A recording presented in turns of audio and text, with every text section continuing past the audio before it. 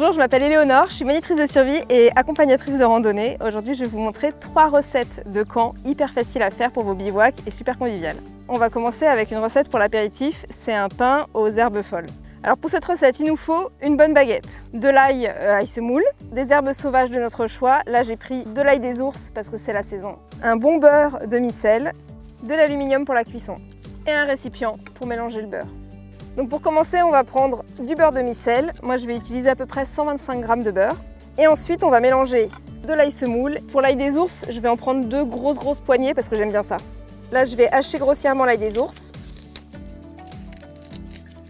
Maintenant, on n'a plus qu'à mélanger tout ça. L'idéal, c'est d'avoir laissé ramollir le beurre avant. Comme ça, c'est beaucoup plus facile à mélanger. Mon beurre aux herbes folles est prêt. J'ai plus qu'à ouvrir la baguette en deux pour la garnir avec la préparation. On n'a plus qu'à refermer la baguette.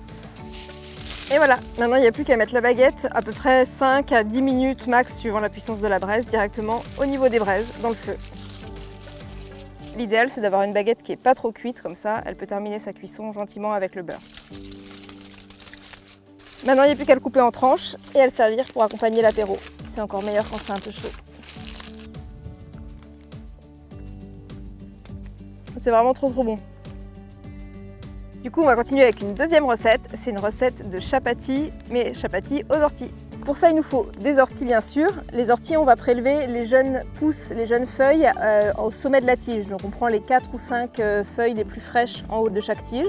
Là, je les ai fauchées il y a plusieurs heures et donc, du coup, elles ont perdu tout leur piquant. Ensuite, il nous faut du sel, de la farine, un peu d'eau et un contenant pour mélanger le tout. Je vais mettre la farine, une tasse de farine à peu près, l'équivalent de 2-3 grosses pincées de sel. Je me suis bien lavé les mains, ça c'est hyper important. Et on va mettre un petit peu d'eau avec le mélange farine-sel. Le secret des chapatis, c'est qu'il faut vraiment mettre très peu d'eau. Donc là, ma pâte, on voit qu'elle est souple et qu'elle n'est pas du tout collante. Donc c'est juste ce qu'il faut. Donc maintenant, je vais pouvoir mélanger les orties. Je garde que les feuilles. Les tiges sont très fibreuses. Et je vais hacher des morceaux d'ortie à l'intérieur.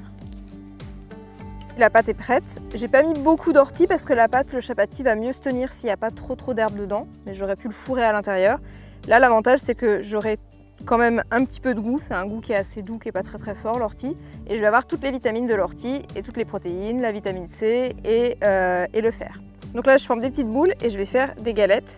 Il faut qu'elles soient assez fines pour qu'elles cuisent rapidement dans la braise. Et je vais les jeter directement dedans. Je vais les laisser cuire à peu près 1 ou 2 minutes. Je vais la retourner, je vais attendre 2 minutes de l'autre côté et ce sera bon. Et les chapatis, on peut les manger soit comme ça, soit on peut les tartiner avec du fromage frais ou une tapenade par exemple. Ou alors on peut les fourrer avec du fromage à l'intérieur avant de les mettre à cuire.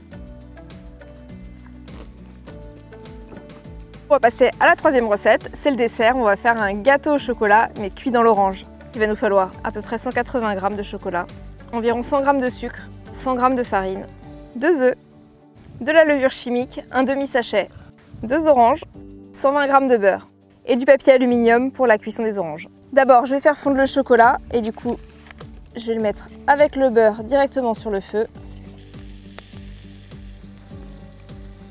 Dans l'autre tasse, je vais mélanger le sucre, la farine, un demi-sachet de levure, les œufs. Et ensuite, je vais rajouter le chocolat fondu à la préparation. Maintenant, je vais couper l'orange. On va lui couper la tête et on va garder le chapeau. Et on les vide. On va pouvoir se servir de la pulpe de l'orange pour faire un jus qui accompagnera le gâteau. Et maintenant, on va garnir l'intérieur de l'orange avec la préparation au chocolat. Je referme et j'emballe le tout dans l'aluminium. Directement dans la braise. On va laisser cuire 30 à 40 minutes suivant la température de la braise. On vérifiera au bout de 30 minutes de cuisson si ça a l'air d'être à peu près cuit.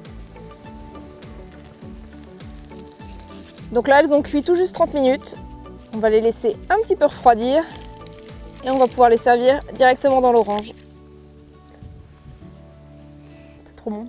Du coup, je viens de vous montrer 3 recettes de camp hyper faciles à faire. Donc allez-y à vos recettes.